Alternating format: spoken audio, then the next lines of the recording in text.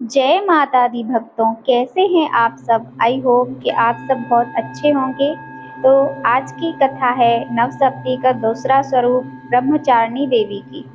माँ दुर्गा की नवशक्ति का दूसरा स्वरूप ब्रह्मचारिणी का है। यहाँ ब्रह्म का अर्थ तपस्या से है। माँ दुर्गा का यह स्वरूप भक्तों और सिद्धों को अनंत फल देने वाला है। इनकी उपासना से तप, त्याग, वैराग्य, सदाचार और संयम की वृद्धि होती है। ब्रह्मचारिणी का अर्थ तप की चारिणी यानी तप का आचरण करने वाली। देवी का यह रूप पूर्ण ज्योतिर्मय और अत्यंत भव्य है। इस देवी के दाएं हाथ में जप की माला है और बाएं हाथ में यह कमंडल धारण किए हैं। पूर्व जन्म में इस देवी ने हिमालय के घर पुत्री रूप में जन्म लिया था और नारद जी के उपदेश से भगवान शंकर को पति रूप में प्राप्त करने के लिए घोर तपस्या की थी। इस कठिन तपस्या के कारण इन्हें तपश्चारिणी अर्थात ब्रह्मचारिणी नाम से अभिहित किया गया है।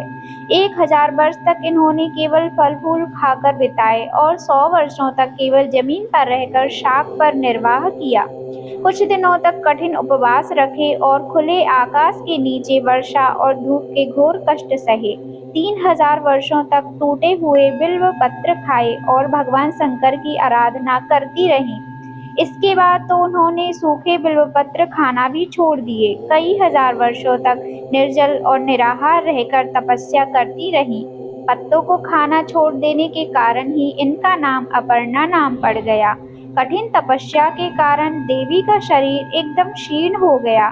देवता, ऋषि, सिद्धगण, मुनि सभी ने ब्रह्मचारिणी की तपस्या को अभूतपूर्व पुण्य कृत्य बताया, सराहना की और कठोर तपस्या नहीं करने को कहा। यह तुम्ही से ही संभव थी। तुम्हारी मनोकामना पूर्ण होगी और भगवान चंद्रमौली शिव जी तुम्हें पति रूप में प्राप्त होंगे। अब तपस्या छोड़कर घर लौट जाओ। जल्द ही तुम्हारे पिता तुम्हें बुलाने आ रहे हैं। इस देवी की कथा का सार यह है कि जीवन के कठिन संघर्षों में भी मन विचलित नहीं होना चाहिए। माँ ब्रह्मचारिणी देवी की कृपा से सर्व सिद्धि प्राप्त होती है। दुर्गा पूजा के दूसरे दिन देवी के इसी स्वरूप की उपासना की जाती है। इन देवी का जाप मंत्र है, या देवी सर्वभूतेषु माँ ब्रह्मचारिणी रूपेण संस्था दधाना कर पद्माभ्याम अक्षमाला कमंडलु। ओम देवी ब्रह्मचारिण्यै नमः। आप इन दोनों मंत्रों का जाप कर सकते हैं और माँ की कृपा आप सब पर बनी रहे। जय माता दी।